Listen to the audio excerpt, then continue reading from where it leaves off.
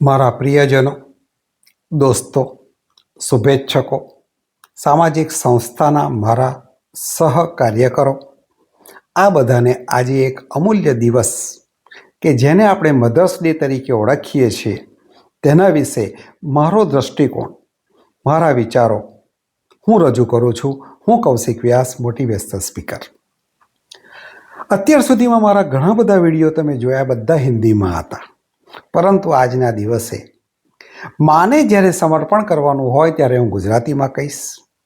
અને હું જ્યારે નાનો હતો ત્યારે ભણતો હતો તે વખતે મને ભણાવવામાં આવતું હતું કે જનનીની જોડ સખી નહીં જડે રેલો. જનની યાને કે માતા, મધર, એની જોડ કોઈ સંજોગોમાં નહીં જડે. એટલું જ નહીં, એવું પણ કહેવાય છે કે 100 શિક્ષકની ગરજ એક માં પરિપૂર્ણ કરે છે. એટલા માટે દુનિયાના કેટલાક મહાન તત્વચિંતકો, વૈજ્ઞાનિકો સ્કૂલે નથી ગયા, પરંતુ મધર પાસે જ એ લોકો શીખ્યા છે, એમની પાસે કેળવણી મેળવી છે અને આગળ વધ્યા છે. તો આજે હું આપણી સાથે આજના સ્પેશિયલ દિવસે મધર્સ ડે માં મારો દૃષ્ટિકોણ રજૂ કરું છું. અને એવું કહેવામાં આવે છે કે માં તે માં, બીજા બધા વગડાના વાહ. આ ગુજરાતી શબ્દો કદાચ તમને નવા લાગશે, પરંતુ એ આપણે પ્રાઇમરીમાં ભણેલા છીએ. મિત્રો, મારા મધર આજે 83 વર્ષના છે, હું 68 યર્સનો છું. એને જ્યારે મળવા જાઉં છું ત્યારે મારી મુખાકૃતિ, મારી આંખો અને મારી વાતો સાંભળીને તરત જ કહે છે કે કૌશિક, આજે કાંઈક તકલીફ લાગે છે. બસ આ છે માં. મિત્રો, મારે તમને કહેવું છે કે માતૃ ઋણ એ જિંદગીનું એક એવું ઋણ છે, એક એવું દેવું છે. લાખ પ્રયત્નો કરો છતાં પણ તમે એને ચૂકવી નહીં શકો સાથીઓ. કારણ માએ તમારા માટે જે પણ સમર્પણ કર્યું છે, જે પણ એને સેક્રિફાઈસ કર્યું છે, એને પોતાની જિંદગી હોડમાં રાખીને તમને મોટા કર્યા છે, એ માં છે. આજના દિવસે એને લાખ લાખ સલામ આપવી પડે, એના ચરણ સ્પર્શ કરવા પડે. આ છે માં. બીજું કે તમે ગમે એટલા મોટા થઈ જાઓ,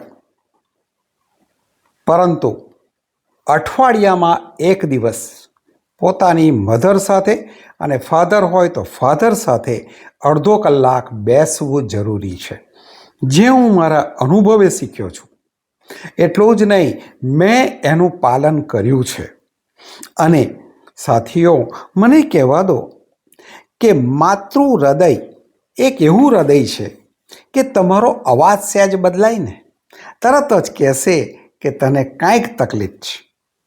એટલું જ નહીં, તમે એની સાથે જમવા બેસશો, એ ધીમે ધીમે જમશે અને તમે સ્પીડમાં જમશો, પણ તમે શું જમો છો ને એનો ખ્યાલ મધર રાખે છે. માટે માતાનું જે પણ ઋણ છે એ ઋણને કદી આપણે પરિપૂર્ણ નથી કરી શકવાના. માટે આજે હું તમને એક સમાચાર કહું છું. એટલું જ નહીં, એક સંદેશો પણ સમાજને આપવા માટે જઈ રહ્યો છું કે એના પ્રેમને અંતિમ શ્વાસ સુધી પરિપૂર્ણ કરજો. એટલું જ નહીં, પરંતુ માતાની આંખમાં તમારે કારણે એક પણ આંસુ ના આવવું જોઈએ. માતાની આંખમાં આવેલું આંસુ એ તમારું આખું જિંદગી ખારું કરી નાખશે.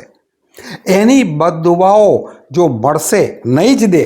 માં ગમે એવો છોકરો હશે, ગમે એવી છોકરી હશે, બદદુઆ તો નહીં જ આપે, પરંતુ એ માં નહીં આપે અહીંયા, પરંતુ ઉપર જે જગત જનની બેઠી છે ને, એ તમારા આ કરેલા કર્મો વત્તા એને જે પણ તમે આંતરડી કકડાવી છે, એને દુઃખી કરી છે, એના આંખના જે પણ આંસુ છે તે તમારું જિંદગી ખારું કરી દેશે.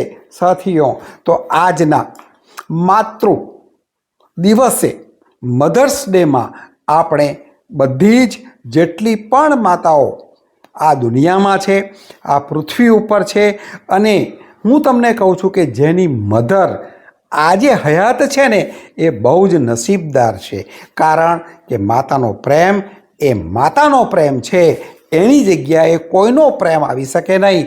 પૈસો પ્રેમ નથી આપી શકતો, પરંતુ ખરા હૃદયનો માતાનો જે પ્રેમ છે ને એના આશીર્વાદ જેટલા લૂંટાય એટલા લૂંટજો સાથીઓ.